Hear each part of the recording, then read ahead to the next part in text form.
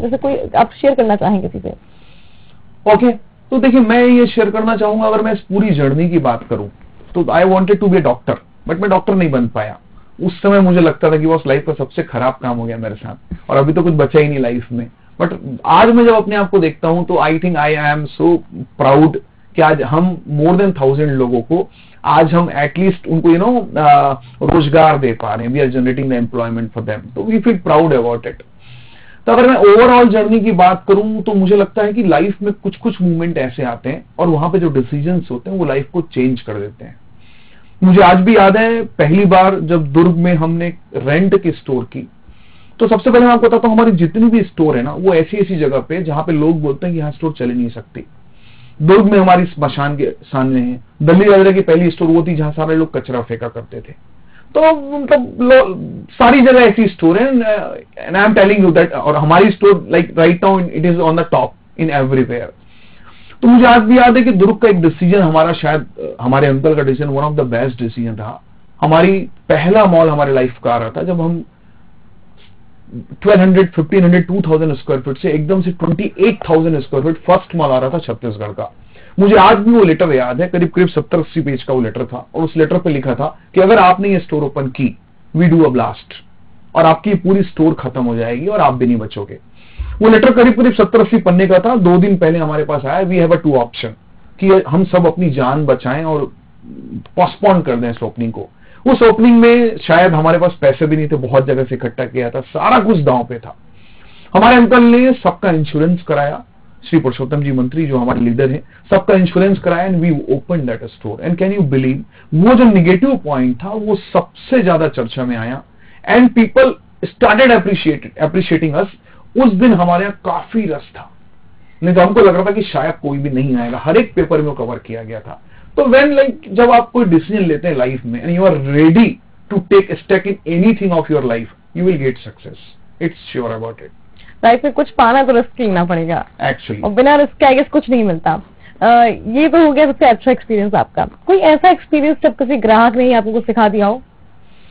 शायद कोई भी दिन ऐसा नहीं होता होगा जब कोई कस्टमर नहीं सिखाता होगा, क्योंकि जब भी आप कोई काम करते हैं ऑलवेज इंप्रूवमेंट का चांस तो रहता है। तो आई थिंक बहुत सारी चीज, इनफैक्ट अगर आप पूरी स्टोर की बात करें तो मुझे लगता है कि सबसे बड़ा जो गुरु होता है वो काम ही होता है, और कस्टमर्स ही सिखाते हैं। मतलब not single, every time we are learning from the customer. Okay, आपने कहा कि आपको डॉक्टर बनना था और आप बिजनेसमैन गए, तो बचपन से लेके जो डॉक्टरी तक की जर्नी थी आपकी, सपने तक की, जो बाद में चेंज हो गई, वो कैसे हुई और कैसा लगा उस वक्त में? देखिए, जब आप कुछ बनना चाहते तो you are giving your best. मतलब मैं बोलता हूं कि उस जर्नी पे मतलब मेरी ये लर्निंग रही। मैं सबसे पहले तो मैं definitely I am part of the family, तो कहीं ना कहीं जब आप किसी फैमिली के पार्ट होते हो तो फैमिली आपको गिरने नहीं देती। तो I was into the depression कि बॉस डॉक्टर नहीं बना, कुछ बचा नहीं। बट माई अंकल्स वो देयर कि उन्होंने बोला कि नहीं बॉस कोई बात नहीं, we have a lot of things to do. फिर उन्होंने मुझे स्टोर पे लेके गया, और चूंकि मैं स्टोर पे बैठने लगा तो हमने पहली स्टोर दुर्ग में लाई। तो शायद अगर मैं वापस नहीं आता तो वो होता नहीं। तो आई गॉट दैट कि जो होता है तो वो वैसे ही हो गया मेरे साथ कि बॉस आई थिंक कि मैं शायद उस लेवल पे मैं था ही नहीं कि मैं उसको क्रॉस कर सकूं। आपने कितनी ट्राई दी थी? मैंने 3 ट्राई किया, और उस समय एमपी, पीएमटी, सीबीएसई सारा ही कुछ ट्राई किया मैंने। बट उस समय एक बात समझ आ गई कि जब आप फेलियर भी होते हो ना, और अगर आपने बड़े मन से काम किया होता है तो आपके मन में कभी ये नहीं रहता कि बॉस मैंने ट्राई नहीं किया। और मैंने उस समय टाइम पास किया, मैंने अपना 100% दिया, कोई टाइम पास नहीं किया, खूब पढ़ा। तो ये मन में नहीं है कि बॉस मैं शायद कुछ और कर सकता था जो नहीं किया। तो that is the best part कि अगर आप फेलियर भी होते और बड़े अच्छे से काम किए हो ना, तो मन में कभी आता नहीं कि आप कुछ और किए होते। बिल्कुल, आई गेस कि जिस चीज को ट्राई ना दो ना, वो मतलब अंदर कहीं रिग्रेट रह जाता है कि यार इसमें काम कुछ ना कुछ कर रहा था लेकिन रह गया है। लेकिन ट्राई करने के बाद फेलियर मिली तो आई गेस वो फेलियर नहीं होता, वो सीख होती है जीवन के लिए। लर्निंग जो है हमें उससे मिलती है और आगे हम उसी के ऊपर चलते हैं। चलिए, एक यहाँ पर बात मेरे दिमाग में आई है कि आप जब दुकान पे बैठने लगे तो हमारी जो इंडियन टिपिकल फैमिलीज हैं उसमें बहुत गलत एक थिंकिंग है कि फैमिली बिजनेस को आगे बढ़ाना मतलब अपने हुनर को छुपाना होता है। यानी कि आप जैसे कि आप डॉक्टर बनना चाहते हैं लेकिन कहीं ना कहीं फैमिली बिजनेस के बाद आपको एक नई पहचान मिली। तो जो बच्चे दुकान पे बैठना प्रेफर नहीं करते, फैमिली बिजनेस को आगे बढ़ाने में इंटरेस्ट नहीं लेते, उनको लिए आप क्या कहना चाहेंगे कि आप जो है बहुत सक्सेसफुल है और आपकी फैमिली जो है काफी कह सकते हैं कि काफी खुश है, आप भी काफी खुश है? देखिए मैं ये बोलूंगा बिल्कुल राइट है कि आजकल के बच्चे चाहते हैं अपना एक सेल्फ हो, एक स्पेस हो उनका, बहुत टोकने वाला कोई ना हो। तो ज्वाइंट फैमिली या फैमिली में ना एक्चुअली इतना गम है और इतनी खुशी है, and they are looking for that happiness, उनको वो पता ही नहीं है। But yes I am sure कि देखिए किसी लकीर को 50 से 100 में ले जाना इज ऑलवेज इजी, बनिस्पत कि आप जीरो से चालू करें। जो बच्चे खुद के दम पे सब कुछ करना चाहते हैं वो जीरो से स्टार्ट करते हैं, और यहां पर तो बाय डिफॉल्ट सब चीजें सेट है या ऑलरेडी आपका नाम है, उन चीजों को आगे बढ़ाना है। तो स्टार्टिंग में हो सकता है आपको ये लगे कि स्पेस नहीं मिल रहा है, स्टार्टिंग में जब आपको ये लगे कि फैमिली के साथ काम करने में पापा ये बोलते हैं, चाचा ये बोलते हैं, वो it may happen, but after some time you feel कि actually they are committed for you, और वो जो भी बोलते हैं ना आपकी लाइफ को नेक्स्ट लेवल में ले जाने के लिए बोलते हैं। I would like to give message to all the people, all the young people जो शायद फैमिली के साथ जुड़ना नहीं चाहते, शायद काम करना नहीं चाहते। Boss I am telling you कि आप जब फैमिली के साथ जुड़ के काम करेंगे ना, मतलब आपको वो मिलेगा जो आप अपने दम पे कर पाए। I doubt on that. अच्छा, ये चीज है कि जो बच्चे घर से बाहर निकल जाते हैं कुछ करने की तलाश में, कुछ बन जाएंगे, कुछ पा लेंगे, लेकिन अगर वापस आ जाते हैं फेलियर के बाद, तो घर में भी कहीं ना कहीं उन्हें वो रहता है कि अब क्या करें आगे, तो वापस निकल जाते हैं, मतलब कोई घर से भाग जाता है। कई सारे ऐसे केसेस देखे हम लोगों ने। तो ऐसे बच्चों के लिए क्या कहेंगे कि आगे किस तरह से बढ़ना है? अगर फैमिली बिजनेस नहीं भी करना है तो उनके लिए क्या ऑप्शन है?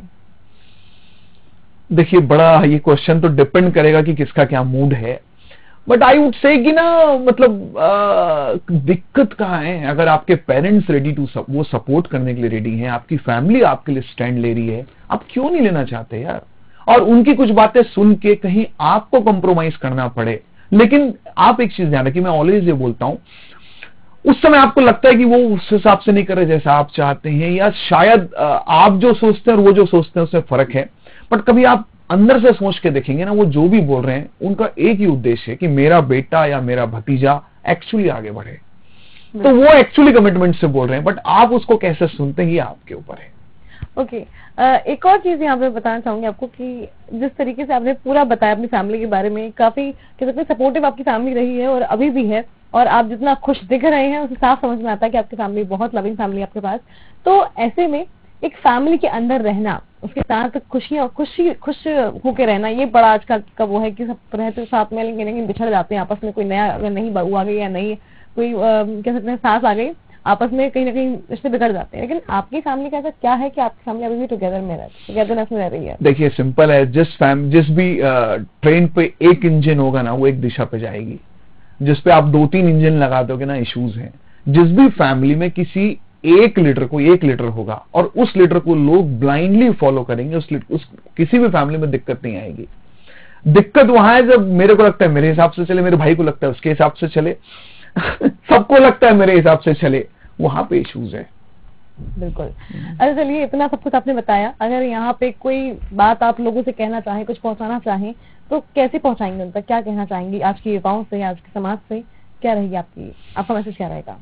देखिए मैसेज तो मैं तो यही बोलूंगा कि देखिए अगर कोविड की बात करूं इस टाइम की, छोटी सी मतलब हर कोई, मैं देखता हूं कि ये टाइम पे जितने युवा हैं, जितने बिजनेसमैन हैं, सारे लोग ये सोच रहे हैं कि बॉस की सरवाइव कैसे करें, अपने एक्सपेंस को कैसे कम करें और कैसे भी करके सरवाइव करें।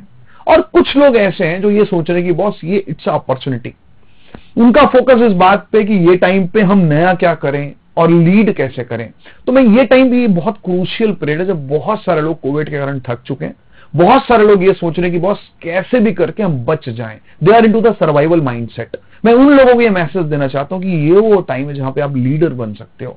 ये वो टाइम है जहां सारे लोग ये सोच रहे हैं कि हम सर्वाइव कैसे करें। ये टाइम पे आप ये सोच सकते हो कि मैं आगे कैसे बढ़ूं, और आपकी एनर्जी आप उन चीजों में लगाओ कि you will be the leader. It's my promise कि इस कोविड के बाद आप देखिएगा कुछ लोग बचेंगे जो लीड करेंगे और बाकी सब सर्वाइव ही करते रह जाएंगे। तो this is the best opportunity for each and everyone.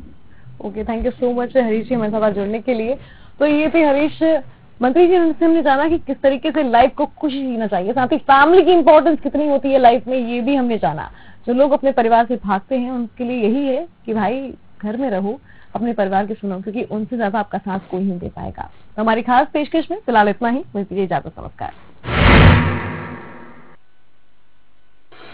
Rabindranath Tagore University, formerly known